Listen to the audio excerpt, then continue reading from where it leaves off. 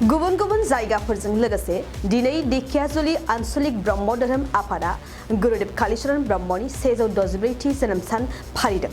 सनितपुर जिल्लानि सिङाव थानाय ढेकियाजुलि आन्चलिक ब्रह्म धोरोम आफादा गुरुदेव कालीचरण ब्रह्मनि 164थि जोनोम सान गुरुदेव कालीचरण ब्रह्म जोंमा आश्रम फरायसालियाव मेहेरगोनाङै फालिनाय जायो। बे हाबाफारियावनो गुरुदेव कालीचरण ब्रह्म जोंमा आश्रम फरायसालिनि बिथोनगिरि हदान्द ब्रह्मजों लोगोसे सा ढेकियाजुलि गुदि बर' थुनलाइ आफादनि आफादगिरि शरत बसुमतारी आरो माखासे ब्रह्म धोरोम आफादनि दैदेनगिरिफ्राबो बाहागो लायो।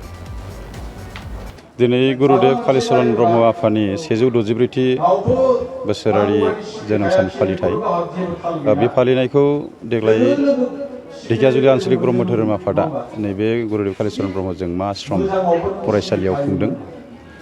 देग्लाय खोब गाजा गोमजायै खुंनो सानदोंमोनब्लाबो बैसागो गेजेर जाबाय आरो फरायसालिया बन्द थानायनि थाखाय जाबायदि गाजा गोमजायै बाहागो लानांगौमोन बे एसे खम जादों। थेवब्लाबो दिनै खोब 500सो सुबुंफोरा बेहाय बाहागो लादों। गाजा गोमजायै जों खुंदों। माखासे जोंहा देग्लाय सेन्ट्रेल कमिटियाबो दिल्लीयाव खुंनाय बायदियै दिल्लीयाव माखासे थांनांबाय नङाबा आरोबाव गाजा गोमजा जागौमोन। दिनै बेयाव गुरुदेव कालीचरण ब्रह्म जोंमा आश्रमा बे खुंथायखौ बानजायदों। गुरुदेव कालीचरण ब्रह्म जोंमा आश्रमनि जोंहा मन्दिराव गिबि हाबाफारिया जानानै थांबाय फुङाव अखण्ड जयग आरो बावैसो सिगां बे अखण्ड जयगखौ फोजोबनाय जाबाय। आरो नैथि हाबाफारि हिसाबै जोङो दिनै गुरुदेव कालीचरण ब्रह्मनि बे आफानिनो जिउ खौरां बे आफानिनो बिहोमा बर' समाजाव मा मा बिहोमा होलांखो सोलोंथाइ बिथिङावनो होन समाज बिथिङावनो होन बा फालांगि बिथिङावनो होन बिथांनि होलांनाय बिहोमानि सायावनो दा जोंहा दिनै बेयाव सावरायमेल जागासिनो दङ। फुंखा सुबुं बिथांमोना सावरायलायगासिनो दङ। दा खोब गोजोननाय मोनदों।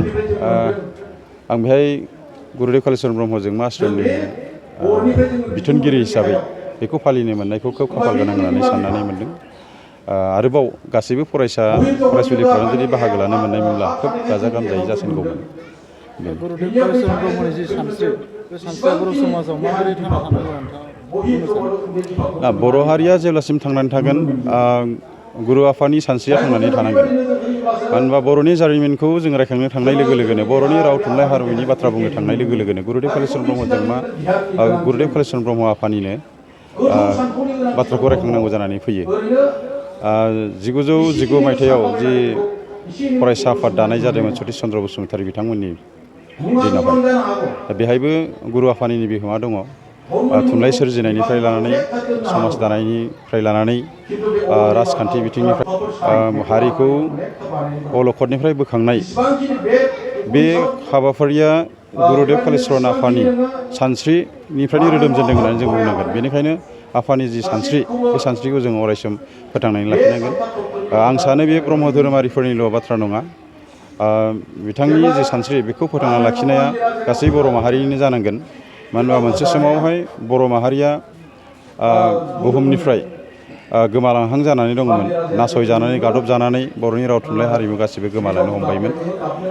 बे थासारिनिफ्राय बोखांजेननाया गुरुदेव आफायानो। बेनिखायनो आं सानो बे ब्रह्म धोरोमारिनि थाखायल' गुरु आफा नङा, बे गासै बर' माहारि होननानै आं सानो। बेनिखायनो बिथांनि सानस्रिखौ जों बयबो जेरावखि थाया मानो बर' माहारिफ्रा फोथांनानै लाखिनायाव मदद होनांगोन आरो खामानि मावनांगोन होननानै आं सानो।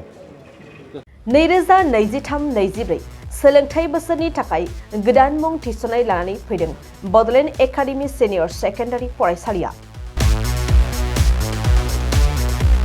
क'क्राझार जिल्लानि तिनिआलियाव थानाय बर' बिजोंनि बड'लेण्ड एकाडेमि सिनियर सेकेन्डारि फरायसालिया दायो केजिनिफ्राय 9 थाखोसिमनि गोदान मुं थिसननायखौ लागासिनो।